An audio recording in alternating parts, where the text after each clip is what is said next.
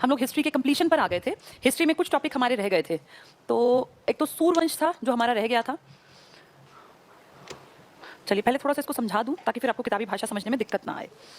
हम लोगों ने एक सीरीज पढ़ी थी भाजसा की, BHAJSA, बाबर, हुमायूं, अकबर, जहांगीर, शाहजहां, औरंगजेब। ये हमने पढ़ा था और हमने ये भी देखा था कि जो ये हुमायूं है ये बड़ा परेशान रहा, पूरे जीवन ये दुखी रहा। 1530 में इसके पिताजी एक्सपायर हुए यानी बाबर, और 1530 से ये 40 तक राज करता रहा। बाबर की प्रॉपर्टीज को मिली लेकिन इसके खुद के भाई इसके सबसे बड़े दुश्मन बने और इन 10 सालों में लगातार विद्रोहों को दबाते दबाते दबाते ये इतना दुखी हो चुका था कि ये अपने आप से परेशान था कि भैया बन तो गया मैं बादशाह, लेकिन बड़ा मुश्किल है इस एरिया को, इस प्रॉपर्टी को, इस काम धाम को संभाल के रखना। इसी दौर में इसका एक शत्रु उठ खड़ा हुआ था जिसका नाम था शेर शाह सूरी।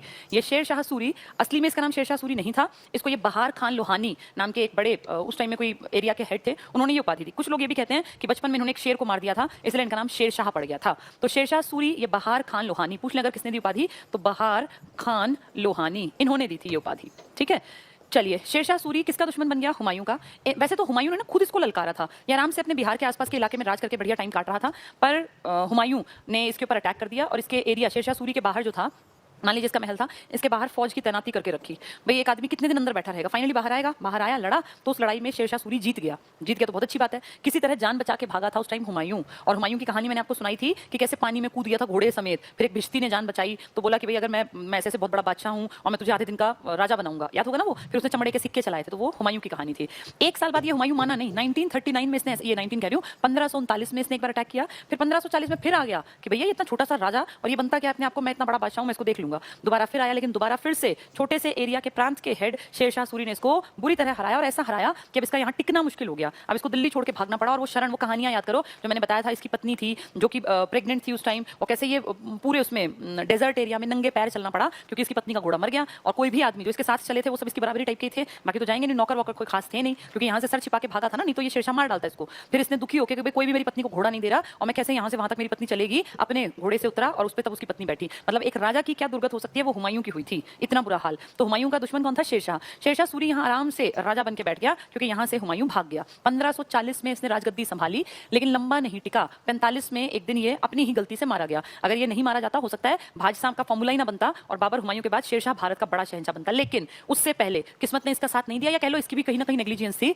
इसने एक राजा था कीरत सिंह, कीरत सिंह, इसके ऊपर चढ़ाई की कि भाई इसको हराऊंगा। राजा कीरत सिंह का महल कहते हैं ऐसा महल था, इतना बढ़िया महल कि वो अभेद किला था जिसको भेद नहीं सकते थे। भेदना मतलब उसके अंदर तक तोड़ देना, अभेद किला था कीरत सिंह का। ये कालिंजर का राजा था, कालिंजर जगह का नाम। तो ये कालिंजर अभियान लेकर चला अपने यहाँ से शेरशाह सूरी कि कीरत सिंह को हराऊंगा, इस किले पे मेरा अधिकार होगा, और कालिंजर नाम की जगह, तो अभियान का नाम कालिंजर अभियान। 1540 से 45 तक तो बाकी एरिया लूटपाट और अपना एरिया बढ़ाया। 45 की घटना है जब उसकी सेना पहुंच गई बाहर खूब सारा सामान लेके। अब ये सेना पहुंच गई तो जैसे ही पता चला कीरत सिंह को, कीरत सिंह पता था मेरा एरिया सेफ है, हम बंद कर लेंगे, दरवाजे पड़े रहेंगे बाहर, हमारा क्या बिगड़ना है। ये क्या करते थे, 99.9% किलों के पास ना ऐसे गहरी खाई बनाई जाती थी, गहरी नीचे तक खोद देते थे और इसमें पानी छोड़ देते थे। मतलब ये लगा लो 8-8 फीट गहरा खोद के इसके बाहर की तरफ, और उसमें पानी भर देते थे। क्यों? क्योंकि उस पानी में ये मगरमच्छ छोड़ देते थे। तो भारी भरकम मगरमच्छ जो थे ना वो यहाँ तैरते रहते थे आराम से, भूखे मगरमच्छ इस तरह के। तो ये बहुत सेफ माना जाता था। कैसे कोई भी आएगा, विदेशी है या कोई राजा है अटैक करने के लिए, तो इसको कैसे क्रॉस करेगा। ये गहरी खाई इतनी थी कि छलांग नहीं लग सकती, मतलब 6-7 फीट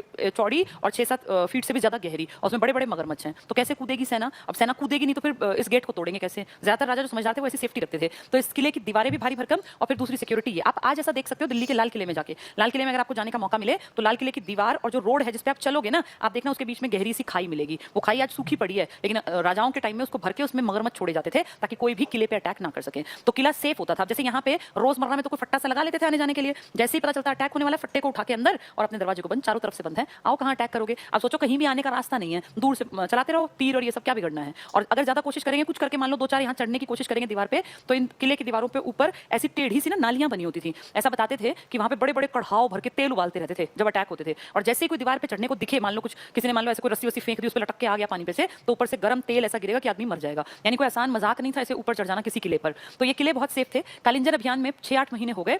शेरशाह सूरी की सेना का सारा खान पान का जो सामान था वो खत्म होने लगा। भाई अगला दरवाजा ही ना खोले, अंदर बैठा है। तो शेरशाह सूरी को लगा कि ये तो बेइज्जती का काम हो गया और उसने अपनी सेना को आदेश दिया कि इस किले के पैरेलल, जैसे किला बंद है, इसके बिल्कुल सामने हम लोग एक ऐसी मीनार बनाएंगे, एक ऊंची मीनार बनाओ। ये क्यों बनानी है? क्योंकि इस किले की जो दीवारें हैं ना, दीवारें एक हद तक की तो ऊंची होंगी, उसके अंदर तो फिर किले के अंदर राजा रहता है, उसकी जनता रहती है, बाजार लगे हुए हैं। तो उसने कहा कि एक ऐसी ऊंची दीवार मीनार बनाओ, उस मीनार पे हम चढ़ेंगे और उस पर हम तोप और इस तरह के सामान रखेंगे और फिर वहां से जब फेंकेंगे अंदर तो वो गोला अंदर गिरेगा, लोग मरेंगे, भगदड़ मचेगी, दरवाजा खुलेगा और इस तरह से हम सक्सेसफुल हो जाएंगे। तो एक मीनार का निर्माण किया गया। जैसे कई महीने लग गए इस मीनार को बनाने में। अब मीनार बन गई तो मीनार की हाइट इतनी थी कि अगर इस पे रख के कोई तोप या इस तरह का चलाएं तो वो जो हाइट थी ना इसकी दीवारों की, इसके अंदर गिर जाएगा गोला। तो ऐसा उसको बना लिया गया कि भैया ऐसे तीर तो ऊपर जाएगा नहीं, लेकिन अगर हम यहाँ से मारेंगे इनके ऊपर इस तरह के गोले और ये सब, तो ये भगदड़ में अपना दरवाजा खोलेंगे। क्योंकि क्या करेंगे, जब आदमी की मौत आएगी तो बाहर भागेगा ना वो। तो इसीलिए ये ऐसी मीनार बना दी। मीनार बन गई, बड़ी खुशी हुई और मीनार पे फिर चढ़ाई गई वो तोप जैसा आग्नेयास्त्र था, उसमें मतलब आग का गोला निकलता था, वो ऊपर चढ़ा दी। तो कहा गया सर सब कुछ रेडी हो गया। तो शेरशाह ने कहा ठीक है, इसकी शुरुआत मैं करूंगा, क्योंकि कीरत सिंह जो है वो 6-8 महीने से निकला ही नहीं है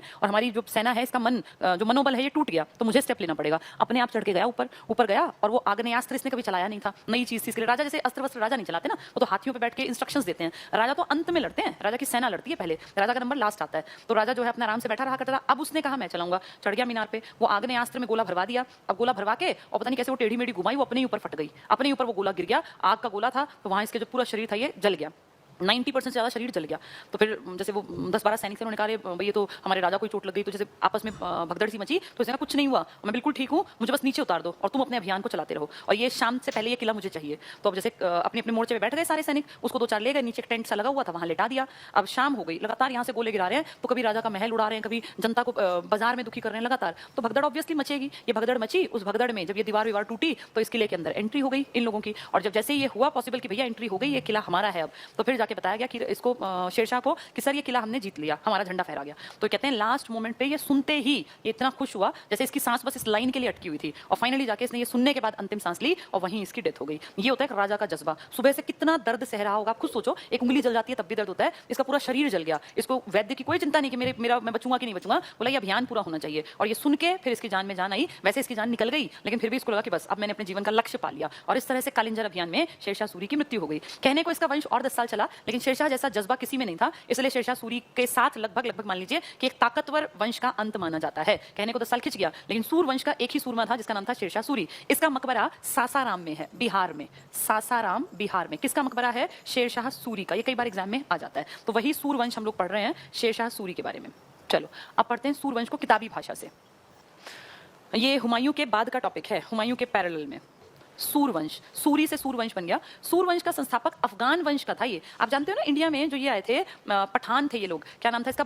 गुलाम थे ना, उसके बाद खिलजी थे, फिर तुगलक थे, फिर सैयद थे, फिर लोदी। ये जो लोदी था ना पहले वाला, इसका नाम क्या था? बहलोल लोदी। वो पठान अफगानिस्तान वालों को तो लाया था यहाँ कि आ जाओ मैं तुम्हें जो है बड़े बड़े पदों पर बैठाऊंगा। क्यों? क्योंकि इंडिया में उस टाइम पे डावाडोल सी स्थिति हो गई थी, तब अफगान के बड़े बड़े पठान यहाँ आए थे, तो उनमें से ही कभी इसके वंशज रहे होंगे। तो अफगान वंशीय शेरशाह सूरी था। जन्म हरियाणा के नारनौल में हुआ। तो ये शेरशाह सूरी हरियाणा में जन्मा था। इनके पिता सासाराम के जमींदार थे, जौनपुर सासाराम के जमींदार थे। तो घर बार अच्छा था, इसलिए शिक्षा दीक्षा भी अच्छी हुई होगी। नेक्स्ट, शेरशाह सूरी ने हुमायूं को चौसा का युद्ध, 2 युद्ध है ना हुमायूं के लास्ट वाले, एक चौसा और एक बिलग्राम। बिलग्राम को ही कन्नौज का युद्ध कहते हैं। बिल में घुस गया, भाग गया था इसके बाद हुमायूं। तो चौसा के युद्ध में हराया 1539 और कन्नौज या बिलग्राम के युद्ध में 1540 में हराकर 40 से 45 तक भारत पर राज किया या शासन किया। और 45 में कालिंजर अभियान में ये मारा गया, वरना हो सकता है ये लंबा टिकता। नेक्स्ट, शेरशाह का असली नाम फरीद था। फरीदा लिखा है, इसको फरीद कर लेना, टाइपिस्ट की मिस्टेक है ये। उसे शेर खान, ये एग्जाम में कई बार आ जाता है, ये उपाधि है उसकी। शेर खान की उपाधि बहार खान लोहानी, लोहे से याद कर लो, शेर खान लोहे से याद करना, लोहानी फिर भूलोगे नहीं। मैंने खुद ऐसे लोहा शेर खान, फिर याद आ जाएगा। बहार खान लोहानी ने दी चौसा युद्ध में विजय के बाद उसने खुद शेरशाह की उपाधि धारण की। तो शेर खान बचपन में शेर को मारा, ऐसी कहावत है, ये भगवान जाने मारा कि नहीं मारा, लेकिन लोहानी ने इसको कहा शेर खान। और चौसा के युद्ध में जब इसने भारत के बादशाह को हरा दिया 1539 में, तो अपने नाम के आगे शेरशाह लिख लिया। फिर अगले में इसने उसको ऐसा भगाया कि वो इंडिया छोड़ के भाग गया। नेक्स्ट, शेरशाह बिलग्राम, बिल में घुसा था ना हुमायूं, इसके बाद 1540, ये इसी का नाम क्या है? कन्नौज, यूपी का इलाका। युद्ध 1540 के बाद दिल्ली की गद्दी पर बैठा, फिर ये दिल्ली का शहंशाह बन गया। कहां? तो छोटे से जमींदार का लड़का था एक इलाके में, और अब ये दिल्ली का राजा बन गया। ठीक है। इसके बाद 1545 में, 5 ही साल बाद, इसकी लाइफ का ये एक बेकार अभियान रहा। 45 में कालिंजर का अभियान, शासक कौन था यहाँ का? कीरत सिंह, जिसका वो बढ़िया महल था। शेरशाह का अंतिम सैन्य अभियान था। इसमें एक गोले का विस्फोट हुआ अपनी गलती से शेरशाह की मृत्यु हो गई। उक्का एक यंत्र था, तोप जैसा सामान लो, उक्का चला रहा था, आग्नेयास्त्र, आग का गोला इसके ऊपर गिर गया वो। नेक्स्ट, शेरशाह के शासनकाल में मलिक मोहम्मद जायसी, बहुत बहुत इंपॉर्टेंट, ने पद्मावत की रचना की। अब वापस हिस्ट्री में चलते हैं। पद्मावती अलाउद्दीन खिलजी के समकालीन जो कहानी है। तो खिलजी का वंश कौन सा था? अलाउद्दीन खिलजी की मैं बात करूं तो 1296 से 1316 तक रहा। इसी के दौरान तो अलाउद्दीन खिलजी राजा था, दिल्ली सल्तनत का हेड था अलाउद्दीन खिलजी। तो आप ये लगा लो, इसके साथ पद्मावती का नाम जुड़ा था। मतलब ऐसा तो नहीं, लेकिन पद्मावती की खूबसूरती की जो कहानियां हैं, जो गाथाएं हैं, वो अलाउद्दीन के टाइम की हैं। सोचो 1200 की घटनाएं, 1300 की स्टार्टिंग की घटनाएं अब लिखी जा रही हैं। किसके टाइम में? शेरशाह का टाइम क्या है? 1540 से 45, यानी लगभग 200 साल मान लें। 1316 से 1416, 1516, 200 साल प्लस। आज की बात आज से 200 साल बाद लिखी जाएगी, तो उसमें 100% सच्चाई पूरी तो नहीं हो सकती, वो बढ़ा चढ़ा के एक्स्ट्रा कुछ बना के लिखी जाएगी। इसलिए ये माना गया कि मलिक मोहम्मद जायसी ने जो पद्मावत लिखी है, उसमें घटनाओं को अतिशयोक्ति का बहुत यूज किया। आज जो है वो तो हमारे सामने है, लेकिन आज से 250 साल बाद कोई आज के बारे में लिखेगा कि भारत में ऐसे ऐसे, कोरोना में ऐसा हुआ वैसा हुआ, तो कुछ भी लिख दे, उसको देखने वाला कौन, उस पर उंगली उठाने वाला कौन? तो इसलिए पद्मावत जो मलिक मोहम्मद जायसी ने लिखी है, ये असली टाइम में नहीं लिखी गई, ये लिखी गई है बहुत बाद में जाके शेरशाह सूरी के टाइम में, जबकि वो कहानियां हैं 1296 से 1316 के बीच में। ठीक है, तो पद्मावत की रचना किसने की है? मलिक मोहम्मद जायसी ने। सबको पता होना चाहिए। शेरशाह सूरी ने कुछ अच्छे काम भी किए। सिंधु नदी से, यानी पाकिस्तान के इलाके से बंगाल तक जीटी रोड, शेरशाह सूरी मार्ग, GT road, grand trunk road, जिसको अब आप कहते हैं NH44 का पार्ट, NH44 का पार्ट, इसका निर्माण करवाया। डाक प्रथा का प्रचलन भी करवाया। डाकिए यहां से कहीं और मैसेज भेजना है तो डाक के थ्रू जाएगा, तो ये शेरशाह सूरी ने बनवाया। जीटी रोड जो बनवाया है ना, जो आज नेशनल हाईवे 44 है, इसकी शुरुआत के रूप में अगर पूछें किसने काम किया, तो इसने काम किया। वैसे कच्चा रोड मौर्यों ने बनवाया था बहुत पहले, लेकिन प्रॉपर वो कहें जीटी रोड पूछ रहे हैं तो शेरशाह सूरी ने। शेरशाह का मकबरा कहां बताया? सासाराम। कहां पड़ेगा? बिहार में। ठीक है, तो इसने कुछ अच्छे काम किए थे, जैसे जीटी रोड आज देख लो कितना बड़ा रोड है, इसकी देन है वो। शेरशाह ने और क्या किया? व्यापार, यातायात और डाक सुविधा की दृष्टि से अनेक सरायों का निर्माण किया। जैसे रास्ते में अब इतना बड़ा रोड बनवा दिया, कितने किलोमीटर, सोचो कहां पाकिस्तान से और कहां बंगाल, तो कितना बड़ा एरिया कवर करता था ये पूरा रोड। इस रोड पे चलने वाले को प्यास भी लगेगी, उसको आराम भी करना पड़ेगा, एक दिन में तो ट्रेवल नहीं कर सकता। तो इसलिए इसने जगह जगह पर थोड़ी थोड़ी दूरी पर, कहते हैं, ऐसी मीनार बनवाई थी। ये मीनार थी ऊंची ऊंची सी, इसी को नाम दिया गया है कोस मीनार। कहीं कहीं लिखा है ये 2 कोस की दूरी पर थी, कहीं लिखा है 1-1 कोस पर। अब भगवान जाने वो तो, क्योंकि ये सब टूट गई, तो कुछ कुछ बची हुई हैं। इक्की दुक्की को सेफ भी किया गया। और अगर आप इसको देखना चाहते हैं प्रॉपर तरीके से, तो हरियाणा में तो जगह जगह दिखती है, पर आप पहचान नहीं पाते। दिल्ली के चिड़ियाघर में एक मीनार है, उसी जीटी रोड पे जो बनाई गई थी, और उसको सेफ कर दिया, और उसके 4 तरफ ऐसे दीवार सी बना दी लोहे की, और उसमें लिखा हुआ है पूरा कि ये कोस मीनार का ये वाला पार्ट है। तो ये कोस मीनार जीटी रोड पे क्यों बनवाई गई? ताकि यहाँ पे ना कोस मीनार में क्या किया भाई, इतने इतने कोस पे आदमी गिन ले मैं कितनी दूर आ गया, कितना मेरा रह गया सफर, और वहीं पे फिर 4-5 फलों के पेड़ लगवा दिए, एक पानी का बड़ा मटका रखवा दिया, ताकि राहगीर को फल तोड़ के खा ले तो पेट में कुछ चला जाए, पानी पी ले, थोड़ा आराम कर ले वहां, इस सेफ्टी के लिए। तो लोगों के लिए ऐसा इसने अच्छा काम किया। बहुत अच्छी बात है, कितना किया। इनके चारों और बाजारों का भी विकास किया। सराय बनवा दी, जहां लोग लंबे सफर पे जाते रुकते, जैसे आज होटल्स हैं,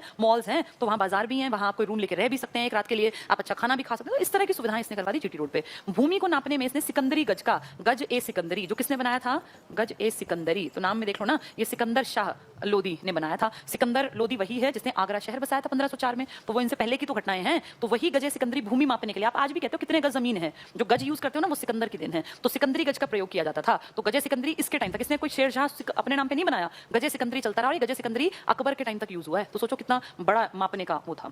उपज का 1/3 भाग भूमि कर निश्चित कर दिया, बोला भाई 1/3 टैक्स देना पड़ेगा। तो टैक्स तो सभी लेते थे, इसने 1/3 रखा हुआ था।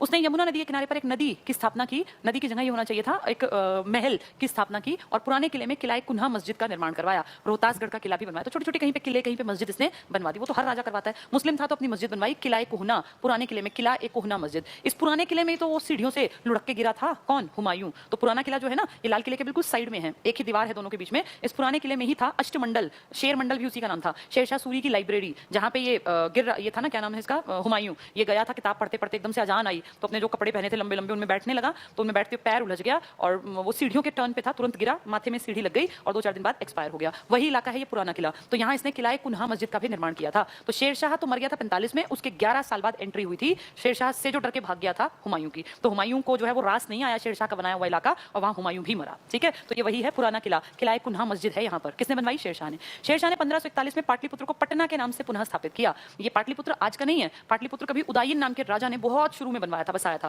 फिर पाटलिपुत्र बिगड़ते बिगड़ते बिगड़ते पटना बना। पटना किसने बनाया है, बसाया है? शेरशाह। ये पुनः बसाया है, बसाया नहीं, पुनः। पाटलिपुत्र आज का नहीं है, आज से हजारों साल पहले जब इतिहास पढ़ते हैं तो पाटलिपुत्र उदयन ने बसाया था। चाहता था अजातशत्रु, जो इसका पिता था, किसका? हरियंक वंश में थे ना ये, तो ये अजातशत्रु, उदयन और बिंबिसार, सबसे पहले बिंबिसार था, फिर अजातशत्रु था, फिर उदयन। तो बिंबिसार के मन में था कि मैं ऐसे ऐसे बनाऊंगा, लेकिन वो कुछ कर नहीं पाया। अजातशत्रु की प्लानिंग थी, उसने भी कुछ नहीं किया, वो प्लानिंग रखी रह गई। उदयन ने शहर बसाया था पाटलिपुत्र, उसी को नए रूप में दोबारा से बसा दिया पटना के नाम से शेरशाह सूरी ने। इसने किला कुन्हा मस्जिद कहां बनवाई है? पुराने किले में, जहां लुढ़क के कौन मरा? जिसको इसने भगाया भी था, हुमायूं। ठीक है, तो पटना पूछे तो शेरशाह सूरी, पाटलिपुत्र कहें तो उदयन। उसने चांदी का रुपया चलाया और तांबे का दाम नामक सिक्के चलाए। तो टका, दाम ये तो पहले भी चल रहे थे दिल्ली सल्तनत के स्टार्टिंग में, इल्तुतमिश के टाइम। अब इसने चांदी का रुपया चला दिया। याद करो जब ये आएगा ना अकबर, अकबर यानी इसी के बाद, क्योंकि ये जब मरेगा तभी तो अकबर आएगा, तो अकबर के टाइम में फिर इलाही सिक्का चला था सोने का। चांदी का भी रुपया चला था और सोने का। पूछा रुपया किसका था? चांदी का। इलाही किसका था? सोने का। अब्बास खान शेरवानी उसका इतिहासकार था, सिर्फ पढ़ लो। शेरवानी ने तारीख शेरशाही की रचना की, आएगा नहीं। शेरशाह ने बंगाल को 19 सरकारों में बांटा था और वहां एक असैन्य अधिकारी अमीर बंगाल नियुक्त किया था, यानी बंगाल तक इसकी पहुंच थी, बिहार बंगाल तक। चलिए, ये हमारा शेरशाह सूरी का टॉपिक खत्म हुआ। वैसे मैंने कहानी आपको बीच में भी सुनाई थी, लेकिन ठीक है, किताब से भी पढ़ लिया तो उसमें हमारी टेंशन हट जाती है। एक टॉपिक बस आपका रह गया, ये वाला।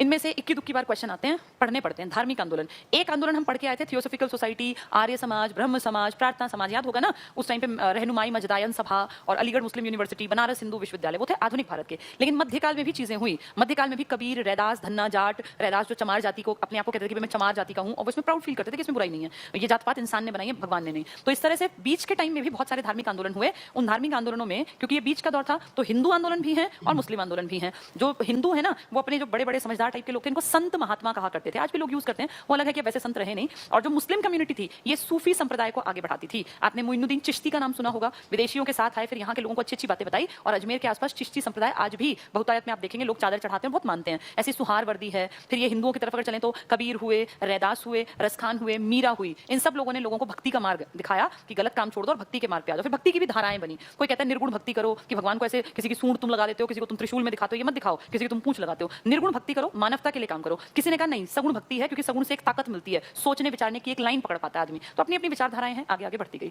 धार्मिक आंदोलन में पहले सूफी, सूफी मतलब मुस्लिम वाले, मुस्लिम रहस्यवादी आंदोलन सूफीवाद या सूफी मत के रूप में भी जाना जाता है। अब देखो इनमें क्या है, सूफी और जो इंडियन विचारधारा थी ना, मतलब हिंदू बाहुल्य, इसका बड़ा अंतर क्या था? जैसे हम मानते हैं कि हम ईश्वर की आराधना करते हैं, हम ईश्वर को सबसे बड़ी चीज मानते हैं, ऐसे ही ये अल्लाह की भक्ति करते हैं, उसको ये लोग मानते हैं कि भाई सूफीवाद है, कि जो रहस्यवाद है कि आदमी जन्म क्यों लेता है, दफनाने के बाद क्या होता है, तो इस तरह के जो रहस्यवाद, जैसे हम कहते हैं मरने के बाद क्या होता है, अंतिम संस्कार के बाद क्या होता है, आत्मा कहाँ जाती है, उस तरह का रहस्यवाद, ये सूफीवाद कहलाया। तो मुस्लिम रहस्यवादी जो आंदोलन था, सूफीवाद या सूफी मत के रूप में भी जाना जाता है। सूफी मत के आध्यात्मिक प्रवर्तक को पीर कहा जाता था। जगह जगह पीर की मजार होती है, पीर जो उनको बताते थे कि जीवन क्या, आत्मा क्या है, अब उनकी भाषा में अच्छी बातें बताना, तो इनको पीर। और जो शिष्य थे उनको मुरीद कहा जाता था। जैसे हम कहते थे ना कि भाई हमारे जो है ये संत हैं, ऐसे इनके क्या होते हैं, सूफी और पीर, जो उनके अध्यात्म को, आत्मा परमात्मा टाइप की चीजें अध्यात्म होती है, माइथोलॉजिकल, ये जिसमें स्पिरिचुअल और इस तरह की बातें करते हैं, पीर और शिष्य इनके मुरीद कहते थे, हैं कह लीजिए। प्रत्येक पीर अपना एक अनुचर नामांकित करता था, जिसे वली कहा जाता था। सूफियों के आश्रम खानकाह कहलाते थे। कोई पूछने वाला नहीं, बस आइडिया रखा है कि इस तरह की चीजें आपके समाज में धीरे धीरे आई हैं। सूफी मत के 12 सिलसिले विद्यमान थे,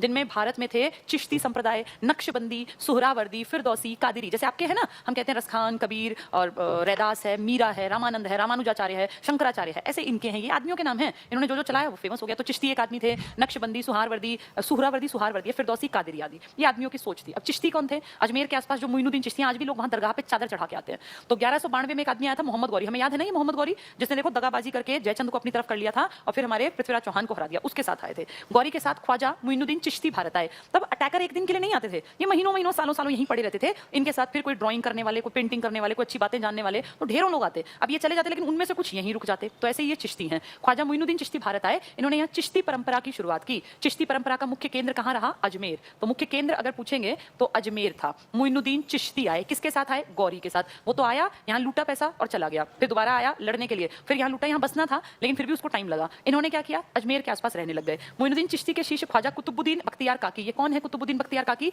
जिसकी याद में आपकी बहुत बड़ी मीनार बनी है, कुतुब मीनार। अब देखो कुतुब मीनार किसने बनवाई? कुतुबुद्दीन ऐबक ने, जिसने कहा मैं अपना गुरु मानता हूं कुतुबुद्दीन बख्तियार काकी को। काकी अपना गुरु किसको मानते हैं? चिश्ती को। चिश्ती किसके साथ आए हैं? मोहम्मद गौरी के साथ। चिश्ती आके कहां बस गए हैं? अजमेर में। ठीक है, तो ये 3-4 बातें हैं जो आपको याद रखनी है। और उनके शिष्य बाबा फरीद थे, तो ये एक दूसरे के अच्छी बातों को आगे बढ़ाते चले गए। इस तरह से सूफी आगे बढ़ गए। बाबा फरीद की रचनाएं गुरु ग्रंथ साहिब में भी शामिल है। अजीब बात देखो, गुरु ग्रंथ साहिब का बड़प्पन मान लो कि सारे धर्मों की अच्छाइयां गुरु ग्रंथ साहिब में लिखी हैं। चाहे गुरु ग्रंथ साहिब ने हिंदू धर्म की बातें लिखी हो, क्योंकि कबीर और रैदास तो हिंदू धर्म के थे, चाहे उसने मुस्लिम की अच्छी चीजों को, चाहे अपने धर्म की, यानी गुरु ग्रंथ साहिब सब धर्मों की अच्छाई जहां जहां से मिली अपने में लिखते चले गए। तो कितनी अच्छी बात है। और इसलिए देखो जो ये सिखों के गुरुद्वारे हैं, ये कभी आपकी जात पात नहीं पूछते। जब आप वहां खाने के लिए जाते हो लंगर में, उनको कोई फर्क नहीं पड़ता आप किस जात पात के हो, किस धर्म के हो।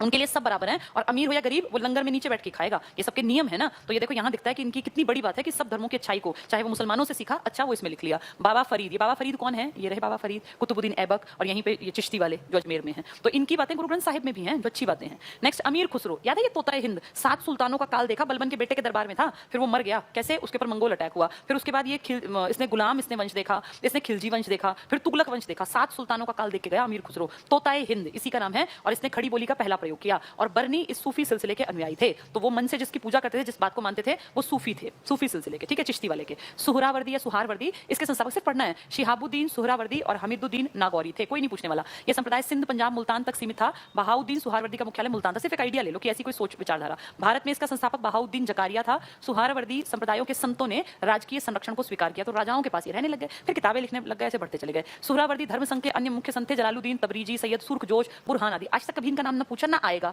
ये सिर्फ एक आइडिया है कि जैसे हिंदू धर्म आगे बढ़ रहा था, इसी के पैरेलल मध्यकाल में, तभी तो मध्यकाल को कहते हैं, 1000 सालों तक मुस्लिम लोगों का राज चला, कारण उस धर्म को आगे बढ़ाने वाले लोग काम कर रहे थे समाज में। तो ये उसी तरह के लोग, इनके नाम याद नहीं करने। नक्शबंदी सिर्फ पढ़ना है। स्थापना ख्वाजा अब्दुल्ला ने की। भारत में स्थापना ख्वाजा बाकी बिल्लाह द्वारा की गई। शेख अहमद सरहिंदी संप्रदाय के प्रमुख संत थे, जहांगीर ने कैद कर लिया। अन्य संप्रदाय, शेख अब्दुल्ला सत्तारी सिलसिले की स्थापना की, मुख्य केंद्र बिहार था। तो पूरे में फैल रहा है ये जो इस्लाम धर्म है। कादिरी संप्रदाय का संस्थापक अब्दुल कादिर गिलानी था। कादिरी फिर भी थोड़ा पहचान में है। भारत में इसकी स्थापना का श्रेय मोहम्मद गौस को है, ठीक है। शाहजहां का बेटा था दारा शिकोह, याद होगा, खूब पढ़ा लिखा, धर्मत का युद्ध, सामूगढ़ की लड़ाई, याद है ना, ये अपने भाई का सिर काट दिया था तीसरी लड़ाई में औरंगजेब ने, ये कह के कि ये राजद्रोह कर रहा है, तो वही दारा शिकोह। ये कादरी संप्रदाय के मुल्ला शाह का शिष्य था, खूब पढ़ा लिखा था, खूब संरक्षण देता था, तो ये कादरी संप्रदाय को मानता था इसका बेटा। फिरदौसी संप्रदाय का कार्यक्षेत्र बिहार था, इसे शरीफुद्दीन याह्या ने लोकप्रिय बनाया। सूफी संत और उनकी उपाधियां, अब जैसे कुछ नाम फेमस हो गए, पहला इंपॉर्टेंट है शेख निजामुद्दीन औलिया। ये औलिया कहां थे? दिल्ली में। बहुत बार पूछते हैं शेख निजामुद्दीन औलिया ये कहां थे? दिल्ली में। तौलिया जैसा नाम लग रहा है ना, तो दिल्ली में तौलिया औलिया। महबूब ए इलाही, बहुत बड़ी उपाधि है इनकी,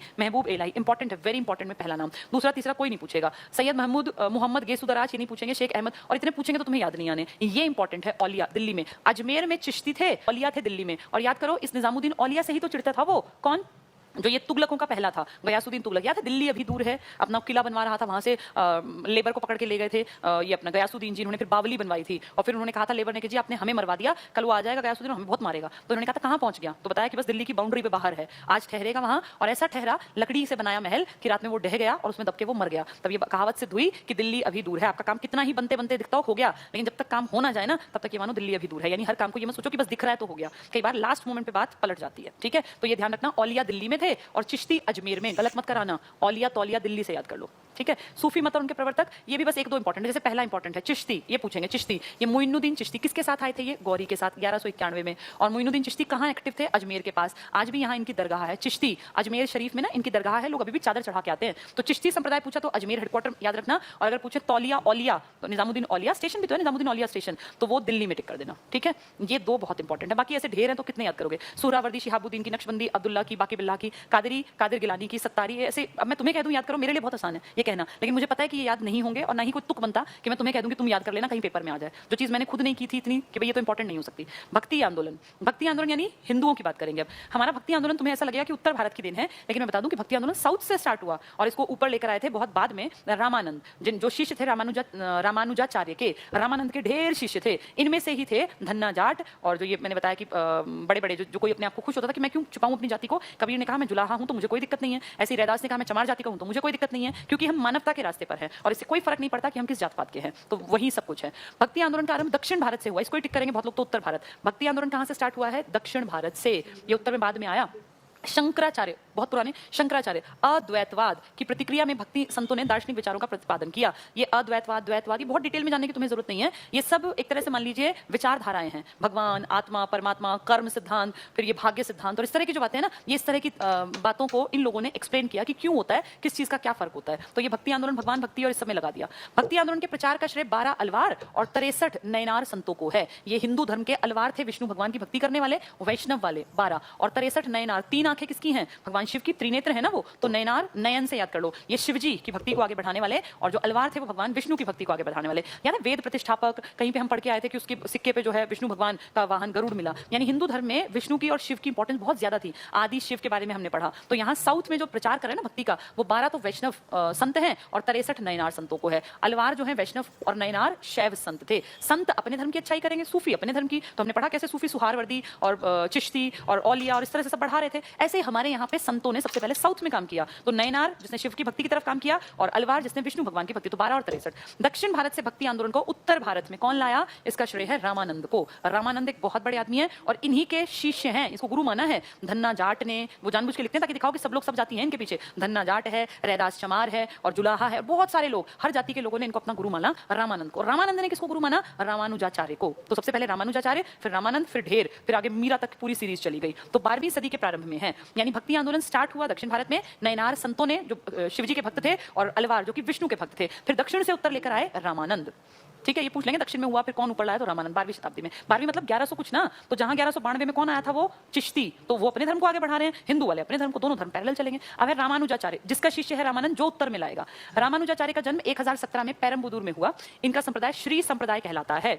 इन्होंने विशिष्टता द्वैत का दर्शन दिया, एक फिलॉसफी, लाइफ क्या है, आत्मा, परमात्मा, कर्म, जन्म, मृत्यु, मोक्ष, इस तरह की बातें। प्रसिद्ध वैष्णव संत रामानंद उनके शिष्य थे। अभी देखो हम पढ़ के आए हैं ये रामानंद। अब पूछेंगे रामानंद कौन सी विचारधारा के, तो वैष्णव हैं। दो ही तो थे, या तो विष्णु वाले अलवार थे या फिर शैव वाले या शिव वाले नयनार थे। तो जो रामानंद साउथ से भक्ति आंदोलन को ऊपर लाए, जो रामानुजाचार्य के शिष्य हैं, वो वैष्णव हैं, वो शिव के नहीं है, वैष्णव। नाम क्या है, संत रामानंद। और रामानंद के शिष्य फिर ढेर बनेंगे और जो अलग अलग दिशाओं में प्रचार करेंगे हिंदू धर्म का। अब ये रामानंद आ गया। रामानंद का जन्म 1299। अभी देखो रामानुजाचार्य का जन्म देखो 1000 कुछ में था, देखो ये 1017 में है और वो कब है देखना, ये है आपके 1299। यानी इन्होंने तो उनको नहीं देखा लेकिन अपना गुरु मान लिया कि भैया उसकी शिक्षा बहुत बढ़िया थी। रामानंद वो आदमी है जो भक्ति आंदोलन को साउथ से उठा के उत्तर भारत तक लाएंगे। इन्होंने अपने गुरु को देखा नहीं है लेकिन उनकी विचारधारा को जान के ही उनको अपना गुरु मानने लग गए, रामानुजाचार्य को। ठीक है, तो इनका जन्म हुआ 1299 प्रयाग में, सिर्फ पढ़ना है। वे राघवानंद के शिष्य थे। यहाँ रामानुजाचार्य से सीखा था उन्होंने, ये भी गुरु थे लेकिन अगर पूछे सीखा किससे, तो रामानुजाचार्य से, वो मेन आदमी था। उन्होंने भक्ति साधना को मोक्ष का मार्ग बताया। आप किसी भी धर्म को उठा के पढ़ लो, किसी भी धर्म को, सबने कहा है इंसान के जीवन का टारगेट होना चाहिए मोक्ष। मोक्ष क्या होता है, जब आपको दोबारा जन्म ना लेना पड़े। कहते हैं इंसान को अपने कर्म का भुगतान भुगतने के लिए बार बार इंसान के रूप में या जानवर के रूप में आना पड़ता है, पक्षी के रूप में। लेकिन जिसको मोक्ष मिल गया उसको दोबारा धरती पे नहीं आना पड़ता किसी भी रूप में, तो उसको कष्ट नहीं भोगने पड़ते। आप याद करो, मोक्ष की प्राप्ति ही महापरिनिर्वाण था जो महात्मा बुद्ध ने प्राप्त किया, या परिनिर्वाण कह लीजिए जीते जी प्राप्त किया। ये सेम चीज जैन धर्म में थी, ये सेम बात हिंदू धर्म में भी है। लेकिन इन सबसे पहले इन तीनों धर्म ने, सभी धर्मों ने कहा कर्म करो। पहली चीज है कर्म। आप कर्म अच्छे करो, मोक्ष भी आप कर्म से ही पा सकते हो। ये जो आप अगर कर्म घटिया करोगे ना, तो आपको मोक्ष तो बहुत दूर की बात है, जीवन जीने को अच्छा नहीं मिलेगा। मोक्ष तो आपकी लाइफ का टारगेट होना चाहिए कि जितना कुछ अच्छा कर सकूं इस जन्म में करूं और मुझे मोक्ष की प्राप्ति हो, मुझे दोबारा नहीं आना, ना इंसान बनके, ना जानवर बनके, ना कोई कीड़ा मकोड़ा बनके। क्योंकि किसी भी चीज को अगर दोबारा जन्म लेना पड़ा तो उसको दुखों के रूप में कुछ ना कुछ प्रॉब्लम्स देखने को मिलेंगी। तो मोक्ष प्राप्ति अंतिम लक्ष्य है। और ये मोक्ष कब मिलेगा, जब आपके कर्म अच्छे हो। तो कर्म सिद्धांत में हिंदू धर्म हो या बौद्ध धर्म हो या जैन हो, सबने विश्वास किया। इनके शिष्य देखो, किसके शिष्य, रामानंद के। धन्ना जाट, इसका मतलब क्षत्रिय धर्म वाले भी। सेना एक आदमी था नाई। कबीर जुलाहा, रैदास चर्मकार, पीपा कोई राजपूत। इन सब ने इनको माना कि यार ये आदमी बहुत बढ़िया था। जैसे कोई भी आदमी किसी भी जात में पैदा हुआ हो, लेकिन अगर उसमें लायकियत है तो उसकी रिस्पेक्ट होनी चाहिए। क्या फर्क पड़ता है कि वो ऊंचे घर में पैदा हुआ या वो ब्राह्मण का बेटा है कि नहीं है, उसमें अच्छाइयां हैं इतना भर बहुत। और इसलिए देखो, जाट है या चर्मकार है या जुलाहा है या नाई है या राजपूत है, सब इनके शिष्य थे। तो इससे इनके बड़प्पन का पता चलता है कि सब इनको एडमायर करते थे। ठीक है, रामानंद ये खुद किसके शिष्य थे, रामानुजाचार्य के। साउथ इंडिया में पहले आया भक्ति आंदोलन, वहां से लेकर आए रामानंद। नेक्स्ट देखे कबीर। कबीर जिनके दोहे तुमने बचपन में खूब पढ़े, और इन दोहों से हमें क्या समझ में आता था कि सब कुछ एक तरफ और इंसान के अच्छाई एक तरफ, उसके कर्म अच्छे होने चाहिए और उसके काम किसका भला करते हो, मानवता को आगे बढ़ाते हो। चाहे वो किसी भी जात में पैदा हुए हो, लेकिन अगर वो मानवता के लिए काम नहीं कर सकते तो क्या फायदा ब्राह्मण होने का, या क्या फायदा दलित या भाई उस टाइम पे शूद्र होने का। अगर आप मानवता के लिए काम करते हैं तो आप अच्छे हैं, ऐसा कबीर ने कहा। कबीर ही तो थे जिन्होंने कहा था कि भाई ये पत्थर पहाड़ पूजने से अगर आपको भगवान मिल जाते तो फिर क्या बात थी। जैसे आप लोग जो दिखावट करते हो, ये हिंदू मुस्लिम सब पे वार करते थे। इन्होंने कहा इनसे, इन पहाड़ों को इन सबसे पूजने से तो बेहतर है वो चक्की जो बनी तो पत्थर की है, लेकिन जिसके पीसने से आटा बन जाता है और उस आटे से किसी भी इंसान का भूखे का पेट भर जाता है। तो ये पत्थर और ये सब पूजने से अगर भगवान मिल जाते, ये जो आप छोटी मोटी मूर्तियां बनाते हो, तो तुम्हें पहाड़ पूज लेता। लेकिन ये फायदा नहीं है पहाड़ पूजने का, पत्थर पूजने का। उससे बढ़िया ये चक्की है जो कम से कम कर्म करती है और आदमी का पेट भरती है। तो ये दिखावट मत करो या आडंबरों की, ये वही कबीर हैं। इनका जन्म 1440 में लगभग वाराणसी के निकट लहरतारा के पास हुआ। ये सिकंदर लोदी, ये पूछेंगे किसके टाइम पीरियड के थे ये, तो सिकंदर लोदी के समकालीन थे। पेपर में जब ये आता है भूल जाते हैं, कोई अकबर का समकालीन है और कोई सिकंदर का। तुलसीदास अकबर के समकालीन है और जो ये कबीरदास हैं ये सिकंदर लोदी के। सिकंदर लोदी गजे सिकंदरी, जिसका यूज शेरशाह ने किया, अकबर के टाइम तक हुआ। सिकंदर लोदी बहुत इंपॉर्टेंट के समकालीन थे। उन्होंने जातिवाद पे प्रहार किया कि जात पात कुछ नहीं होती, जात से मत देखो आदमी को। कर्म कांड दिखावट वाले मत करो, कर्म करो लेकिन कर्म कांड दिखावटी जो तुम करते हो ये मत करो। मूर्ति पूजा को बिल्कुल छोड़ दो, इंसान की अच्छाई के लिए काम करो। मूर्तियों को पूछ के क्या करोगे इत्यादि का विरोध किया। कर्म सिद्धांत दिया लेकिन कर्म कांड दिखावट का मना किया। ये बहुत इंपॉर्टेंट है सिकंदर लोदी वाला। कबीरदास ने निर्गुण भक्ति का प्रसारण किया। निर्गुण यही तो था कि पत्थर पहाड़ क्यों पूज रहे हो तुम, भगवान है तो मन में रखो, अच्छे काम करो, कर्म अच्छे करो। तो निर्गुण भक्ति का प्रसार किया। उनके